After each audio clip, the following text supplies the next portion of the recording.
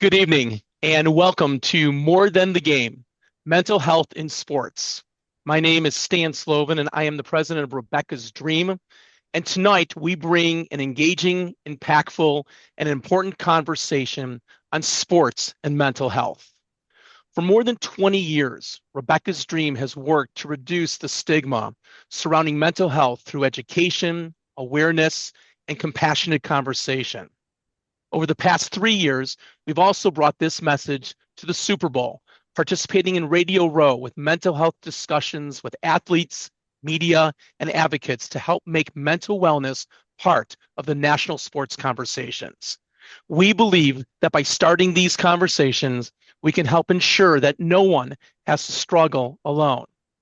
Tonight, our panel will tackle the important, timely, crucial issues that affect sports, athletes, coaches, athletic directors, schools, families, and communities. We are honored to have Dan Bernstein serve as tonight's moderator. Dan is one of Chicago's most respected sports broadcasters and interviewers, with more than 3 decades covering the sports world. Today, he hosts the Dan Bernstein Unfiltered Podcast on 312 Sports, where he's known for thoughtful conversations, insightful analysis, and his commitment to mental health advocacy. Please join me in welcoming Dan Bernstein. Stan, thank you. Much appreciated. And I want to mention that I am here as moderator and here in this professional capacity, but I'm also here as somebody who suffers from acute anxiety and who is also on the OCD spectrum in some way. So I have had my own dealings with various aspects of mental illness. I'm also here as a father of an athlete, of a young man who's now currently playing at the club level in college, but was a 2-sport CPS athlete here in Chicago. And mental health was an important focus and has been, continues to be for him. So I'm also here as a patient and as a dad as well. Let me introduce our esteemed panel, starting with Brent Novoselsky. You may know the name after 7 seasons as an NFL tight end with the Bears and then with the Vikings. We will excuse him for the time that he spent away from the Chicago Bears. And he now has been transitioned into the field of financial services for many, many years. Julie Kliegman is a writer and editor in Queens. And their first book was Mind Game, an inside look at the mental health playbook of elite athletes. And Julie is here to give us the perspective that she has learned from some of the very best in the world at what they do and how important managing their mental health is to them. Andrew Rosenbloom, Dr. Andrew Rosenbloom, is a licensed clinical psychologist with 16 years of experience helping kids and adolescents, adults, and families build their resilience and improve their emotional well-being. He has coached travel and AAU basketball for more than a decade, currently coaching his son's baseball and basketball teams. So he too has a unique perspective on the mental challenges that are faced by young athletes and parents and coaches. He is the founder of Play, Performance and Lowered Anxiety in Our Youth, a program dedicated to helping amateur athletes build their confidence by equipping parents and coaches with strategies to reduce anxiety, improve frustration tolerance, and support healthy performance. And that really is why we're here. That when we're done in the hour that we have, this short hour that we have, our hope is that you leave here with some increased understanding and an awareness of some practical tools that you can begin using tomorrow. And importantly, overall, to participate in the reduction of stigma when it comes to the treatment of mental health, just as importantly as we treat physical health, understanding mental health as part of athletic performance and deserves the same kind of attention and treatment as physical injury. And we're going to talk about the culture surrounding athletes and the challenges that they face. So I think for a perspective on the significance of mental health to some of the greatest athletes that we know, I want to start with you, Julie. And I want to know, and I do think it's important that we hear about your experience, what some of these great athletes have said across different sports about mental health and what themes may keep appearing. Thanks, Dan. I would say that, I've talked to Simone Biles, I've talked to the NBA's Kevin Love, I've talked to, so many athletes who have gone through mental challenges, whether that's mental illness or, more of the mental performance kind of challenge. And what keeps coming up over and over again is no one is immune from this. It doesn't matter if you're Simone Biles or Naomi Osaka or one of you could be the greatest athlete in your sport, like Simone is, one of the greatest athletes of our time in general, and you're still not immune from these challenges. You have these thoughts like you have anxiety about your performance. You might have anxiety about life outside your sport. You might wonder if you can trust your coach and the rest of the staff, if you can trust your teammates. What if you're not good enough or tough enough? These are themes that I hear over and over again. When you hear athletes tell their stories about confronting mental illness, whether it's publicly or privately, what has been shared with you about the most important aspect of overcoming the pressure to either not face it or not talk about it? Yeah, I think for athletes in these situations, it's all about their support networks, whether that's teammates they can trust or parents or other family members, whether that's friends outside of their sport, whether that's a mental health professional in their corner. They really need that encouragement and thrive on that encouragement in order to overcome their obstacles toward speaking out about what they're dealing with, whether publicly or just in private. Now, certainly an individual sport like gymnastics is going to be different than a team sport and one with the specific culture that, say, the NFL has. Right. And with that, I want to turn to Brent and ask about your experience and coming up through the league and knowing and seeing teammates and seeing mental health struggles, and yet how difficult could you describe the difficulty of convincing coaches that it's real, of overcoming this lack of understanding? That's what Julie said is the stigma. And for me, it's really, that mental toughness that everybody says, oh, you've got to have that mental toughness along with the physical toughness. And in my lifetime, I'm 60 now. So when I started playing football in 1981, the coaches were all gung ho on trying to get you tough. So they didn't give you water. They tried to make you throw up, running up and down the stairs. And in 1983, before my senior year, two kids in Texas died because of dehydration. They didn't get enough water. The following practice, they were asking us if we wanted water breaks every 5 minutes. And we were just like, what are they doing here? This is not what I'm used to, because the stigma was reduced because people died and there were lawsuits. And, all of a sudden, that's what it took to, bring that awareness to just basic needs of players, of just getting hydrated, having water, getting a water break. You know, don't break us, don't try to break us physically and mentally. It's not, we're not horses. And that stigma being removed was interesting. And then, of course, playing in the NFL, concussions, the advent of concussions. I played in the late 80s, early 90s, where you'd get dinged and you get up and they'd say, how many fingers? And you'd say three, and they go, okay, you're good, get back in. And again, that stigma needed to be eliminated. And I think that mental health stigma also, it needs to get eliminated. It needs to be reduced to the fact that we all are human and we all go through these mental challenges. In football, it's sometimes viewed as a negative or a weakness. And I think we need to get over that and understand that, we all go through that. I remember every time I go to walk out of the tunnel in Minnesota, I'd look in the corner and I'm like, boy, I'd really love to just crawl into that corner and curl up in a ball and not have to go out there and run downfield in front of millions of people and hopefully not get my butt kicked. So I think that's for me, it's seeing these transitions happen and now seeing what the NFL is doing with concussions, where they have an outside person that's there to observe. Um, I think you're going to get to that point where mental health is going to take on hopefully that same area. Andrew, let's try to define our terms here when we talk about athletes and mental health and the difference between that and mental performance. That there, when we talk about the actual training of the mind to perform, that's something different than the same kinds of mental illnesses that non-athletes can have as well. Where do we draw these lines where one meets the other and where one is critically different?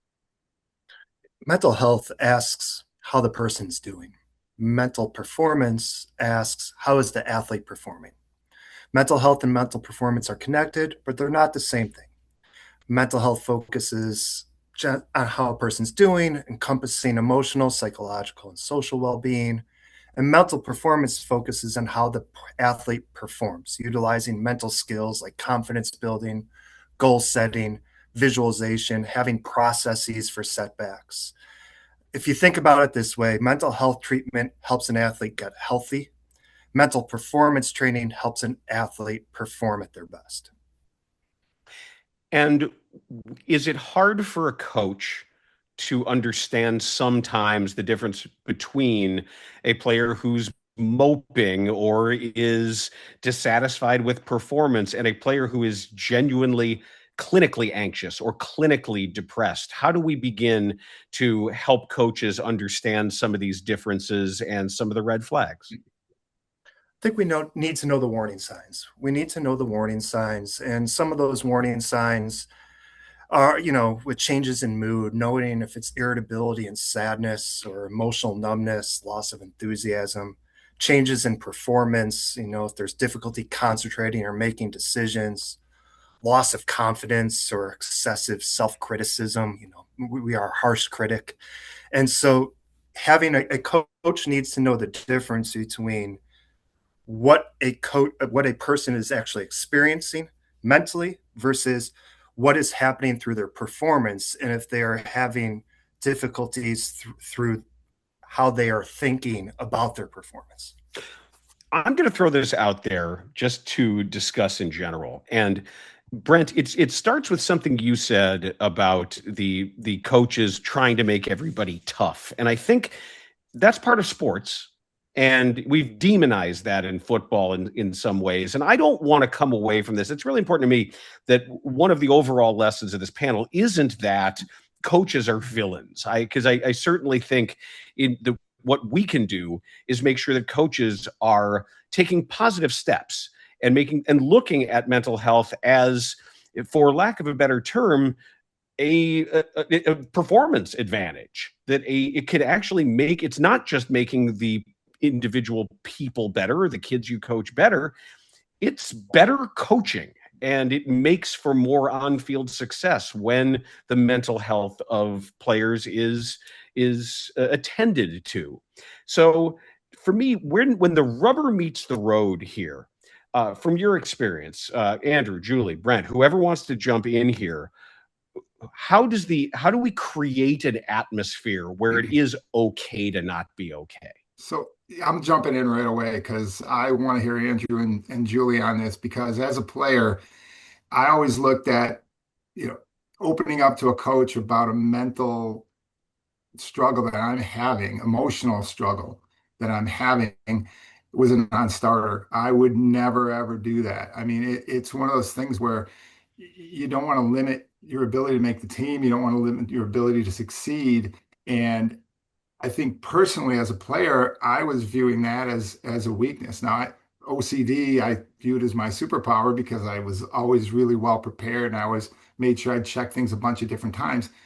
But as far as opening up to a coach about maybe a mental struggle, even opening up to my wife about a mental struggle, I don't know if I, as a player, and again, as a 60-year-old, have the tools to actually communicate what I'm going through. How do you deal with that? I think we Well, need to. that's We why really arm I'm the players. Julie, from your experience, and I've heard Simone Biles talk about she has really gone out of her way to share it, and I'm wondering that were there any coaches involved with that who helped create the environment for her to feel okay? Yeah, as you alluded to earlier, it's definitely different when you're in an individual sport versus a team sport. I know she has a lot of support from her family, so that was critical for her. I know for other people, in terms of creating this environment where it's okay to speak up, say in like a college athletic department or a setting like that, it can be helpful when they integrate mental health assessment questions into the regular routine physicals, like say in the preseason. And that way, mental health starts feeling like a normal thing to check in on and a routine part of getting ready for the season, staying healthy through the season, as opposed to, oh, we're going to talk about your physical stuff in the training room. And oh, you can go to that room over there if you have any mental health concerns.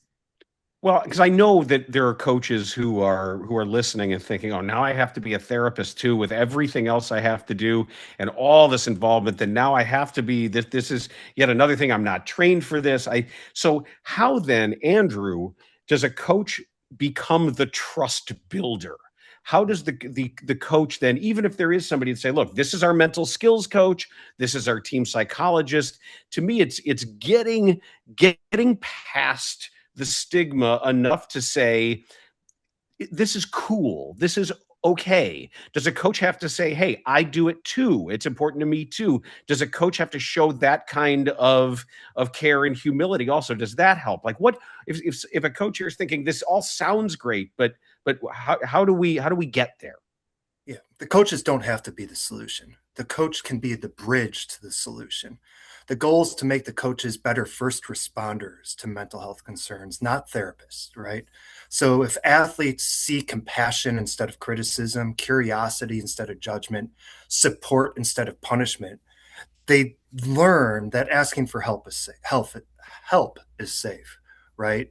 I also think sharing stories matters, right? When respected athletes, coaches, former players openly discuss their own struggles, it sends a powerful message. Successful athletes struggle too. I mean, mental health does not discriminate based on talent, success, or toughness. So coaches are the first responders, and they need to be open to listening and understand we're all struggling. What is one simple thing a coach can do in your eyes? First day, first week, there's a lot of nervous players. There are people who are trying to just sort of find their place, a lot of confusion, a lot of anxiety. Is there something simple that a coach can do to make it very clear from the outset that they're listening, that they are there for people, that there's going to be support? Start by having a conversation with the team about what it means to be a good teammate, not just physically, but mentally. If I were the coach, I'd tell them, you're going to have bad days. You're going to make mistakes. You're going to have struggles along the way. You're human. And if that happens, you don't have to hide it. You don't have to handle it alone. I would make it clear that coming to me as a coach with a concern, whether it's about sports, school, family, or mental health, that will not automatically affect their playing time or how you view them. So they can't wait for a crisis to create a culture where it's safe to ask for help, right? So they got to set the tone right away. Also, with setting the tone, they got to put signs up about mental health and where to go and who to seek out. That should be in the locker rooms. That should be on bulletin boards. That should be on websites, at coaches' meetings, parent meetings, student athlete orientations, and whatnot. Brent, in your experience, uh, was there ever a dynamic? I know this is fairly common in the NFL, where an assistant coach might act as the good cop, where you might have somebody who's sometimes it's very often the strength and conditioning coach who has a very different relationship than the head coach. And knowing that you don't necessarily have to go all the way to the top, but knowing there is somebody else in the organization where you can say, hey, by the way, I want it known that I'm going with this, and knowing that it may not be as formal as sitting down at a coach's desk, but there can still be some effect that there can be. How do you find that person? So that really should be the position coach. So it really is, because you spend the most time with that coach and that room of players. But an interesting thing happened in 1988, my first year, rookie year with the Bears. I got cut, and the last guy in the world you would think that would support emotional and mental intelligence is Mike Ditka, and he took every single player that was cut, and he spent 20 minutes with you. First thing he did was thank you for your hard work. Second thing he did was tell you what you can improve on, tell you to stay in shape, keep on working. That was like the most uplifting, because that's a guy obviously publicly, but also during in practice. But he was a great players coach because of the respect. So it was that respect of you as not only a player, but as a human being, and understanding that and going beyond that public persona. That was the best thing that he could have ever done for me. And then the following year, when I was on the Packers, Lindy Infante never even said a word to me when he cut me. In fact, he had my position coach tell me, and he never ever said a word to me. So it was the opposite. And really, all you're looking for there is just somebody to say, hey, we appreciate the hard work that you did, even though we're letting you go and ending your dreams and career. There's something there to kind of latch on to that says, hey, we respect what you did. We respect your hard work. And I think it's just that opening up as a human being to saying, we understand how hard this is. But it's just a conversation, and it's just the acknowledgement. But it's a hard industry and it's hard business, and we get that. But to me, it was just that spending that time one on one, and just that understanding. And he came from where we came from, and the hardest thing about our job is that you never leave it unless you're Barry Sanders walking out on your own terms. You're usually carried out, or you're usually hoping for more, and you're always leaving injured, and there's always something that's there physically, mentally, and emotionally. And you really, it's hard to get over. And you just kind of you deal with it, or you kind of hide it away and let it affect your golf game later. It sounds like what you're talking about at the highest level it's about human individual relationships in a workplace. It just so happens the workplace is giant men running into each other in that case, but it's a workplace nonetheless. And the relationship then, with that trust, becomes key. It also allows the coach to be able to have a perspective on the condition of players. Obviously, physically, it's obvious. The trainers are going to come in and say, yes, no, up, down, or ankle here, knee here, concussion here. But above and beyond, or certainly outside the NFL, Andrew, I know you've referred to the 3 R's as an easier way to understand what a coach and a parent can do. I don't want to make it so we're just talking to and about coaches here, because whether we've liked it or not, we are in some ways the mental skills coaches that our teams or the high schools necessarily don't provide. We as parents obviously have a huge role here. So I want to make sure that I'm including, when we say coaches, I'm also clearly making sure that parents are part of this, especially at the lower levels. What are the 3 R's, and how can we use them as touchstones to be attentive in the right ways?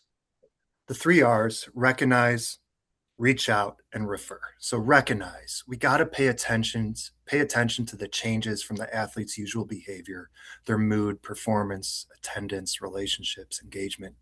Mental health concerns rarely appear overnight. More often, they whisper before they scream. The earlier we notice the whispers, the more likely we are to help an athlete stay healthy in sport and life. So again, those changes in mood, changes in performance, behavior changes, emotional responses, being flat after wins or losses, not being able to move past mistakes. We got to recognize those signs. Once we can recognize, that's when we reach out. Don't ignore what you see. You got to connect with empathy and without judgment. Be curious, not accusatory. Examples of this could be, I've noticed you don't seem like yourself today. Are you doing okay? You seemed a little different the last couple of weeks. Anything going on you want to talk about?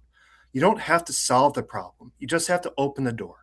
Be supportive. Listen without immediately trying to fix it. Don't minimize it. Don't say everyone feels that way. Instead, say, thank you for telling me. I'm glad you came to me. You don't have to figure this out by yourself. Sometimes the most powerful thing a coach can provide, or a parent, is the experience of being heard and supported. And then once we can support, we can reach out. And then refer. Refer when concerns persist or safety is in question. Know your limits. The coach's job is to help connect the athlete to the right person. Same with the parents, right? Connecting to the right person. We're there to support, and then we can refer out to a mental health professional. I want to ask you, Julie, when Andrew in a previous answer talked about having a bad day, and there's going to be bad days, and that is the bad day is a really important part of sports, and that's how athletes get better, and especially highly motivated athletes turn those bad days into building blocks for success. From your interview subjects, the people about whom you've written, the people to whom you've spoken, what's the difference between a bad day or a bad stretch or a series of bad days and a recognition that something might be amiss, that something's wrong, that it's more than just an athletic struggle? I think it's something that varies a lot person to person, but some of what I hear is about routine, and the athletes who are good at identifying when it's just a bad day versus when it's a sign of something larger, they'll notice if they're following their routine or if something seems like all of a sudden, if it seems like impossible to get out of bed and get on the exercise bike, or you're napping more than is usual for you. I think in terms of noticing those signs in yourself, I think that can be a really important step toward speaking up if your routine is, out of whack, or if the coach recognizes, to Andrew's ours, if your coach recognizes that your routine is off, that can be an important point to check in about.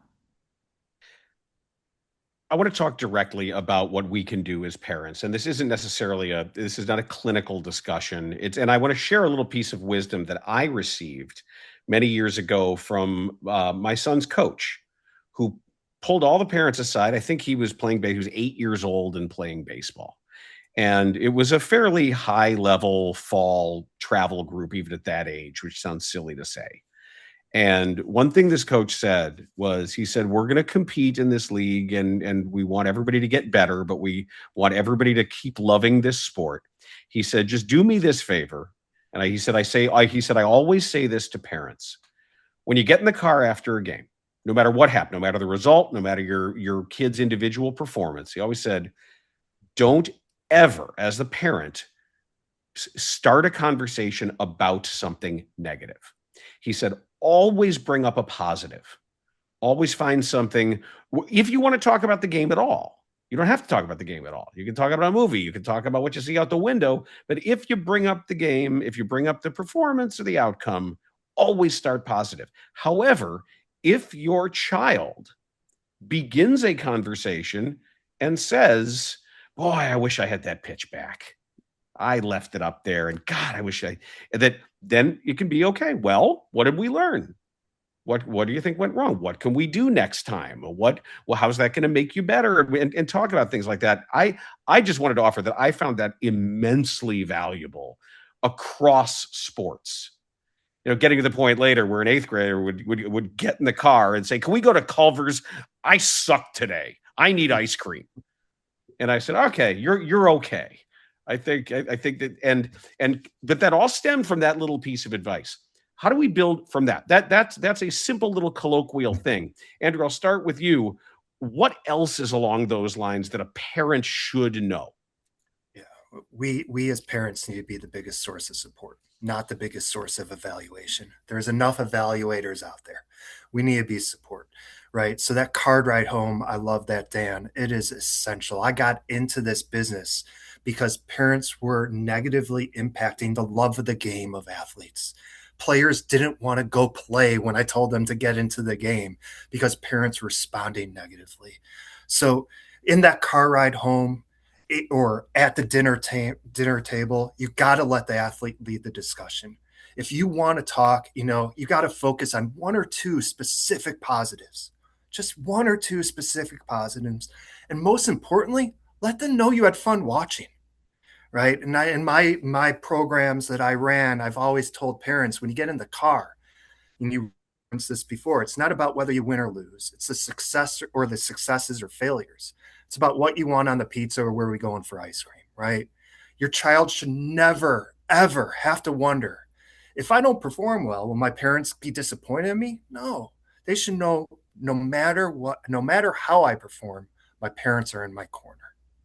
So I think that's really important to remember.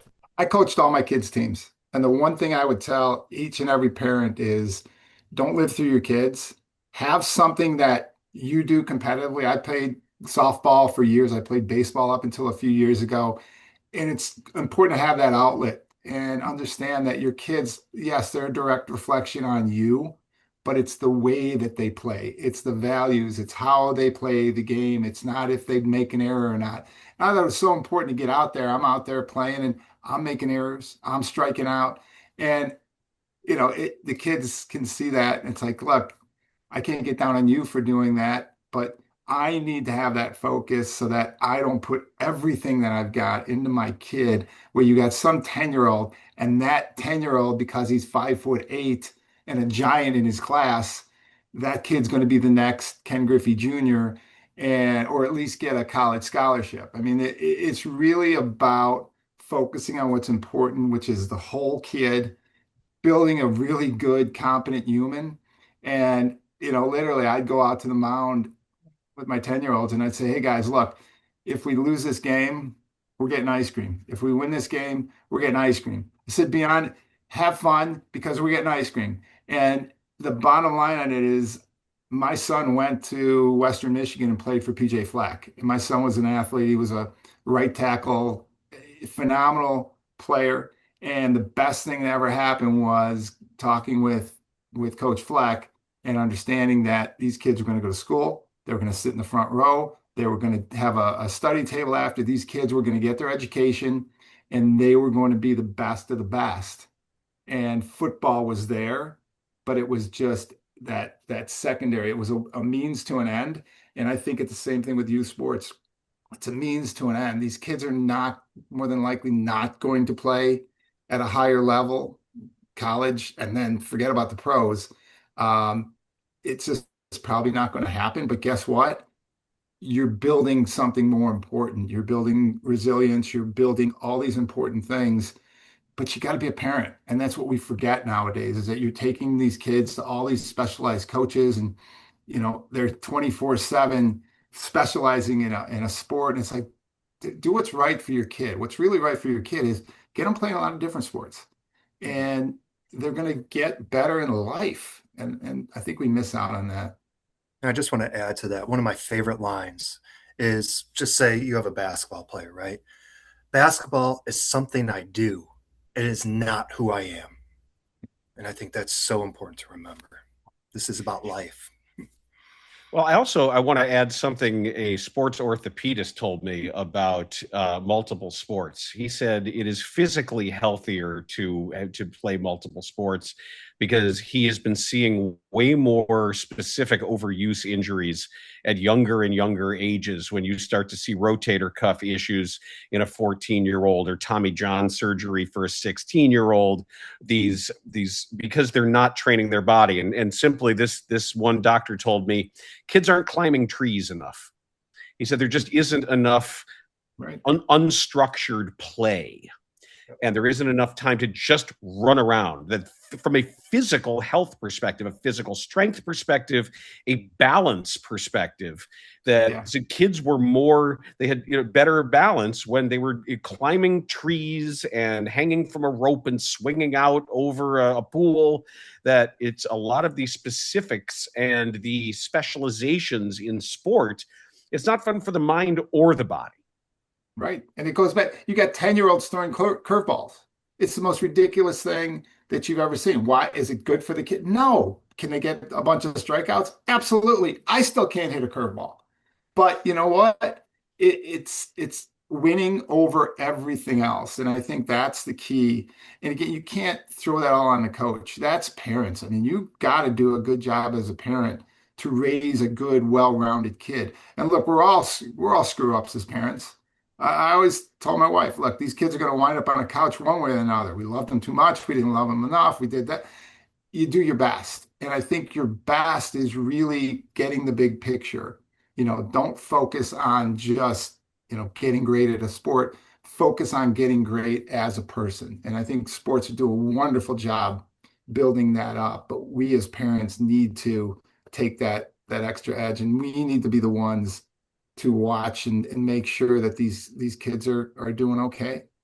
Now, real quick though, the coaches that we have involved, the administrators we have involved, it may be that at a school, on a team, that there is somebody special, that there is somebody there who's just as human as the other kids and just as fallible and is still subject to everything we're talking about, but is clearly going to have more of a future than just playing at the high school level. Julie, when did the subjects of your books, when did these people know that? When was that understood? And how did it change things? How did it change the dynamic of some of the responsibility because of what turned into being at stake? So you might know, or you will likely know from an extremely young age, whether you're being scouted or monitored for these high-level leagues, these, not just travel competitions, but beyond that, the really, really top of the top programs. And, college recruiting starts really early too. And so I think that can be, as you're alluding to, a really pivotal moment. And I think, I talked to Tyrell Terry, this basketball player for Sports Illustrated several years ago, and he was drafted into the NBA. But backing up a little bit, he had played multiple sports growing up, and his parents and coaches kind of identified him as, okay, basketball's like your thing. We're going to really put our resources into basketball. And so Tyrell gets into a very good school and plays basketball, and then he gets drafted into the NBA after his freshman year. But what happens is he starts getting so anxious that he's like puking before practice every day. And so he develops this anxiety that didn't really exist when he was playing multiple sports before he was identified as this kind of standout. So I think it's about helping kids in that situation when they are identified as like the best player in their area or, showing some real promise, is making sure they retain what their identity is. Like kind of going back to what Andrew was saying about like, you can play basketball, but it's not who you are. So helping them develop that sense of identity and keeping other interests, like maybe it makes sense at a certain point for Tyrell or whoever to specialize just in basketball. Of course, if that's where you're headed toward a professional career, there's going to be some point where that switch needs to happen. But maybe Tyrell is also really into literature or art, or, maybe he has hobbies that he does with his friends. Maybe he's a video gamer. So just continuing to encourage that well-roundedness, I think is really pivotal and crucial as kids are aging up into those more competitive levels of sport. Something I want to mention is if you do have questions as we've gone along here, feel free to submit the questions into the Zoom chat, and we will have those curated. And it's my hope that we have some time at the end to introduce some of those to try to get some specific questions answered. So feel free to put those into the Zoom chat. It's one thing in a college program where there's all these resources available, that there are counselors at a college, there are counselors at a high school, and at a well-equipped, well-funded high school. And I know, don't roll your eyes, administrators. I know that everybody wants to cut your budget. I know how hard it is. And often, unfortunately, that mental health can sometimes be the first thing to go when there is a budget cut. It's the first thing that somebody who perhaps isn't as knowledgeable or isn't as aware is, what are we doing here? Why are we spending money on this? What does this do? And it's my hope that after this, that the argument can be made, it's making everybody better. It's not only making the team better, it's making for the school's mission of educating kids, of making happier, healthier kids better. So I do hope there's some pushback there. But when the resources aren't there, how can we build resources? How can a coach, an administrator, parents, are there places to reach out? Are there resources that are there right now when people feel, other than someplace like Rebecca's Dream, which we're obviously lucky to have, but where are people say, okay, this is all great. I've recognized this. I am paying attention. Where do I turn? Where is somebody that I can trust to help us out? And Andrew, I want you to weigh in as both a coach and a doctor. Yeah, there are great resources out there. You could find mental health professionals on Psychology Today. They have great search functions. You could search up athletics, sports, and it's going to filter out within a 10-mile radius of where you live, of who you can reach out to and talk to. There's great TED Talks out there. There's great information out there. And sometimes we just need to listen to it and to better understand it if we don't have the resources within our programs. Brent, what's your experience as, I really want you to weigh in as a coach of your kids. If there were a situation where you say, hey, this is beyond my pay grade, we need to get you some help, where would you go?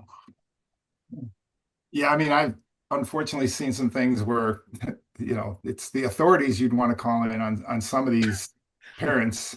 Yeah. And it's, we laugh at it, but it's very, very disturbing. And then you look years out and it's like these kids have no relationship with their parents. And their parents were all gung ho, and yeah, they spent all that time taking them and figure their kids owe them. And they don't, and they learn the hard way, and it's unfortunate, but I just, it's developing that whole kid. For me now with football and I'm on the board of Race to End CTE, it's become kind of a crutch, I think. And it's important, and it matters, and there's 800 numbers out here, out there to help with any kind of issues that apparently relate to CTE. But to me, I'm looking at all the mental health stuff, and it really is that it's a physical excuse to get into the mental health aspect, which I think is a good thing, roundabout. And with Simone Biles, I'd love to get Julie's take on this. It really didn't capture my understanding until she actually put it in terms, physical terms of the twisties, where it's like all of a sudden now you kind of understand, oh, that's a mental, but it's also a physical issue. And I think as athletes, it's easier for us to attach to a physical problem like CTE that's causing the mental issues. I just love to get you guys' thoughts on that. Yeah, go ahead, Julie. Yeah, that's exactly right, Brent. And I think, to the question of what can parents do, obviously, like, first and foremost, you're going to want to be on Psychology Today, like Andrew was saying. That's a great resource. But in addition to finding professionals, and by the way, I'll put in a quick Warning that like you don't necessarily want to look on like Instagram or TikTok for No. No. because there are so many people out there and some of them are credible, but many of them are not. And a lot of the people who are most interested in promoting their content on social platforms like that are people who might want to take advantage of you or your kids. But back to the Simone Biles thing. I think one really good thing that you can do with your kids is show them stories and videos of people like Simone Biles talking about their struggles. Um, not everyone's going to relate to Simone, but find an athlete that your child, looks up to. And chances are, there's a decent chance they've talked about mental health or mental performance challenges. I've talked to people who said they thought it was okay to meditate because they heard LeBron talking about meditating. Mm-hmm. Like these things have real impacts. And yeah, for someone, it's going to click watching Simone talk about the twisties, that like, oh, okay, this is not all that different from what I'm experiencing. And if Simone can talk about it, hopefully I can talk about it and be met with acceptance as well. Yeah, I have a personal story there too. That's wonderfully said about because everything is at our fingertips. I mean, every video you'd ever want, everything that you could show your kid is right here. There's just no, it's so easy to find. And as somebody who raised a hockey goalie, and I never played hockey, I barely know what end of the stick to hold. But the mental battle that these poor goalies go through, and you talk about old hockey stigmas and old stuff from the Canadian hinterlands that's still haunting the game in a lot of ways, to hear actual NHL goaltenders say, yeah, you're going to give up goals. And it doesn't mean that you are a failure. It means you gave up a goal. And it doesn't mean you have to go through all these mental exercises. You don't have to make it a thing. You don't have to say, what did I do wrong? How do I fix it? You'll do that in practice. Don't worry about it. You'll figure that out later. There's actual ways. They're talking about breathing and talking about how to let it go. I would never have known any of that. I would never have known. And I don't even know what half the youth coaches who are just volunteer dads and moms, they wouldn't know either. It took actually hearing and somebody in the NHL who does it for a living explain that, and it made a huge difference. I'm really happy you said that, because it touched in my head something that I found that was really very valuable. And it doesn't take away from the coaching. It doesn't mean anybody's less of a coach. Well, I don't need that. I don't need LeBron James to coach my kid. Let the players find whatever it may be that's going to make them better, happier, and healthier. Yeah, that's also it's super interesting. And again, it gets back to playing different sports, because I look at football. Football lends itself to be less of an emotional, caring sport, obviously, because we're trying to hurt other people. But it's also the way you play. And if things get down, you grind it out, you push through it, you bite through the wall, you do all this stuff, right? And then I started playing golf, and it's the exact opposite of all of a sudden things start going bad. You can't grind. You've got to do the opposite. It's almost like Zen. So you can't golf harder. Yeah, correct. Yes. And it's not the smart thing to do, but once you are able to learn that, I think it's that combination that really helps. And it's why, again, these kids need to have these different sports, whatever they might be, so that there's a different tact to it. There's a different mentality to it. There's different people in it. Where football is, you get some of your hardcore, you're going to get that. Where if you're playing flag football, you're playing lacrosse, you're playing other sports, you're going to get a different take and a different mentality and a different team makeup.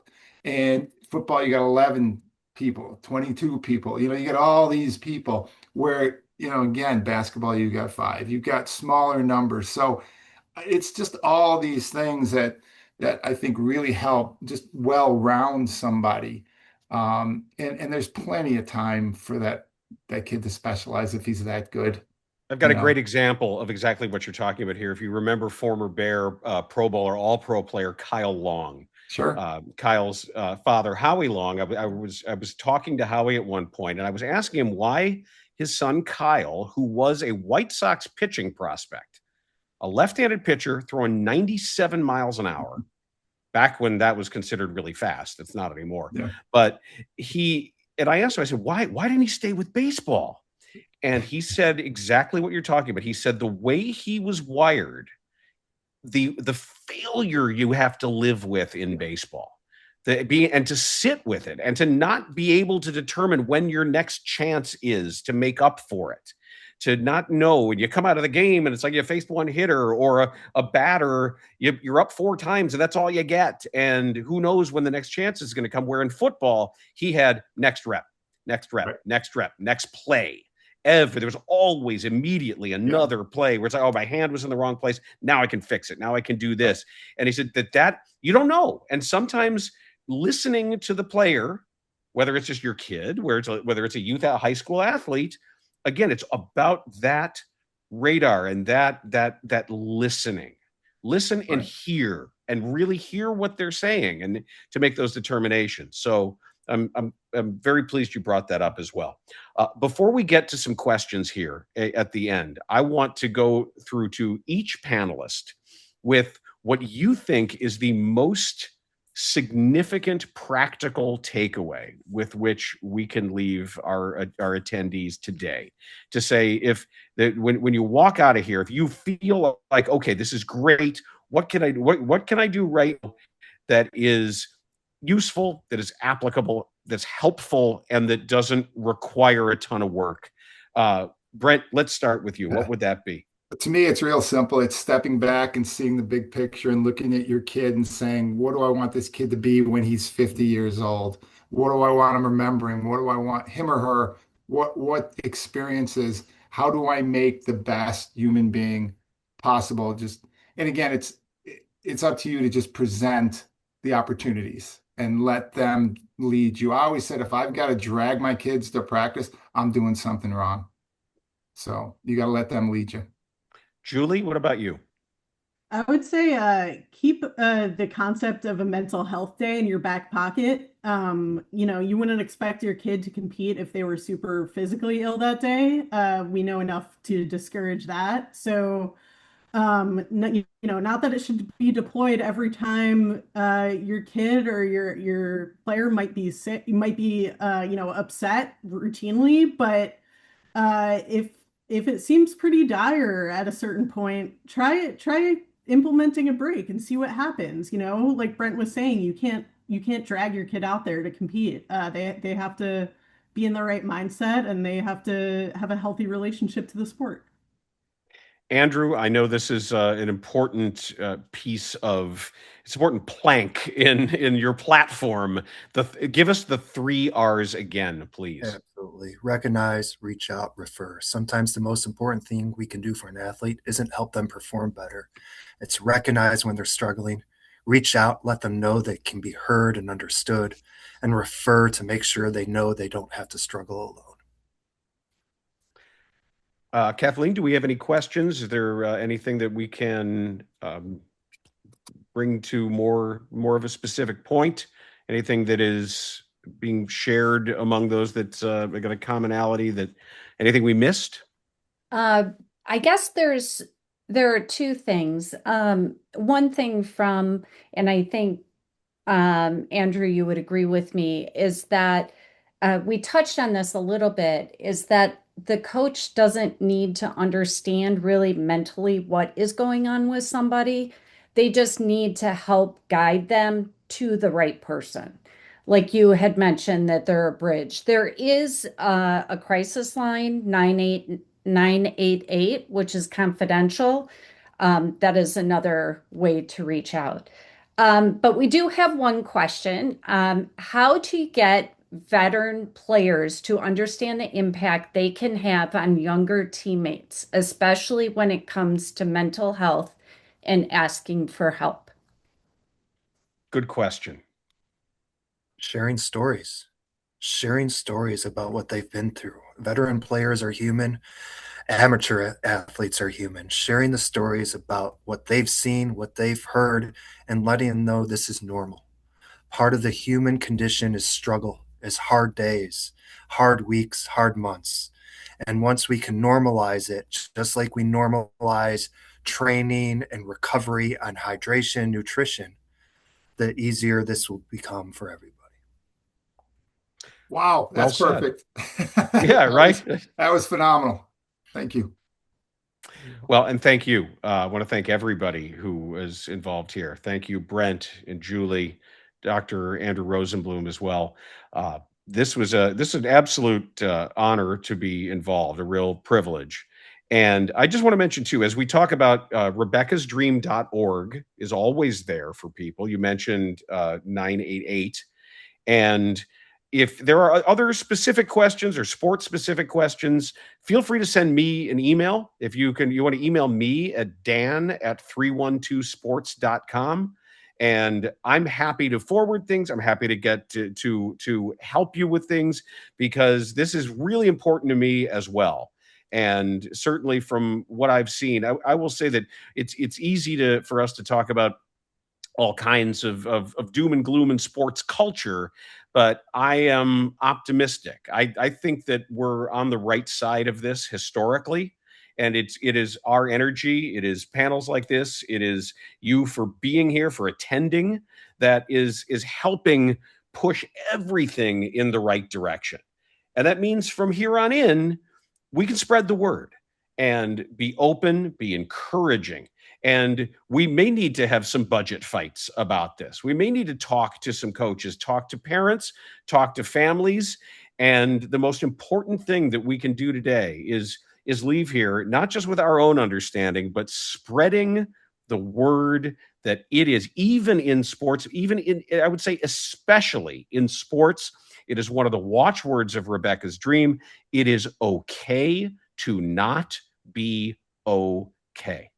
And that goes from the 5-year-olds playing t-ball to the major leaguers, the NFLers, the NHLers, the NBAers, and it can go in both directions. So I think the fact that we're doing this is immensely valuable, and everything that we've heard has been that as well. So thanks for having me. Thanks for being here as an attendee. I thank all of our panelists for taking the time to do this. This was terrific.